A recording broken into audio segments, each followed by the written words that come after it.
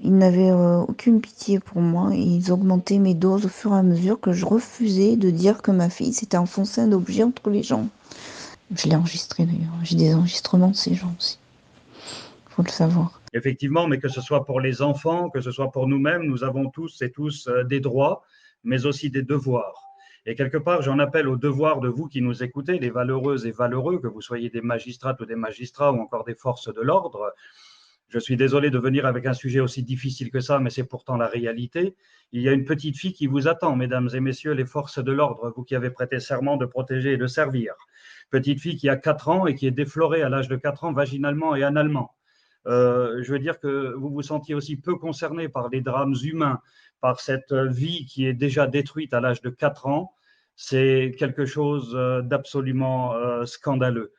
Je crois que Yuna a absolument besoin de votre aide, vous qui avez prêté serment et de vous toutes et tous qui pouvez nous entourer pour soutenir la cause de ces pauvres gosses.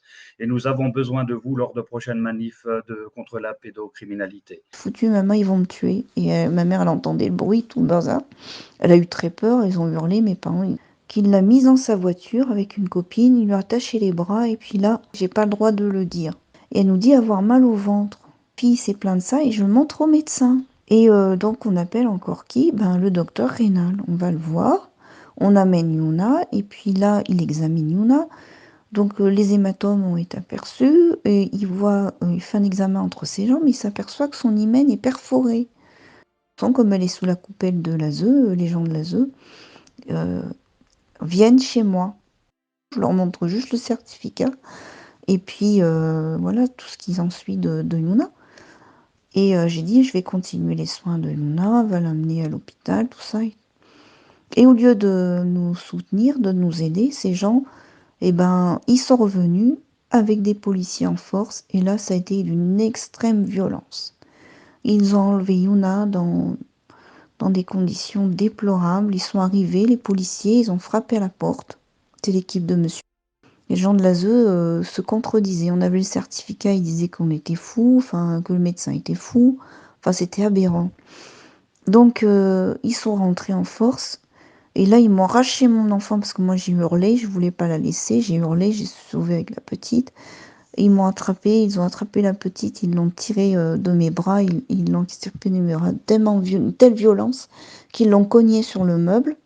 Et ils m'ont mis directement en bas dans l'ambulance pour m'emmener en psychiatrie sans consentement. J'ai eu des menaces en psychiatrie par les psychiatres comme quoi il fallait que je dise que ma fille s'était enfoncé un objet entre les jambes, sous peine d'augmenter mes doses et de ne pas me laisser sortir. Au bout de 2-3 semaines, quand ma mère a entendu ça, elle m'a dit mais vous êtes fou, vous lui faites des menaces. Et effectivement, c'est vrai, ils m'ont augmenté mes doses et ils m'enfonçaient les médicaments dans la bouche. Ma mère était outrée. Moi, j'avais la tête qui tournait, je tombais et je vomissais et bon, désolée de le dire, mais je devenais incontinent. Ils n'avaient aucune pitié pour moi et ils augmentaient mes doses au fur et à mesure que je refusais de dire que ma fille s'était enfoncé un objet entre les jambes.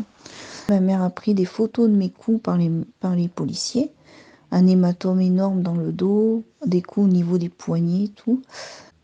Et j'ai porté une ceinture de contention, faut le savoir, pendant 1 an. J'ai fait une radio avec des conséquences, une syphose, des écrasements lombaires. J'ai fait de la rééducation pendant 1 an. Donc il vient à mon domicile et puis il m'annonce qu'elle va à la Mecque Arc-en-Ciel à Saint-Rémy-sur-Durol, à 73 km de chez moi.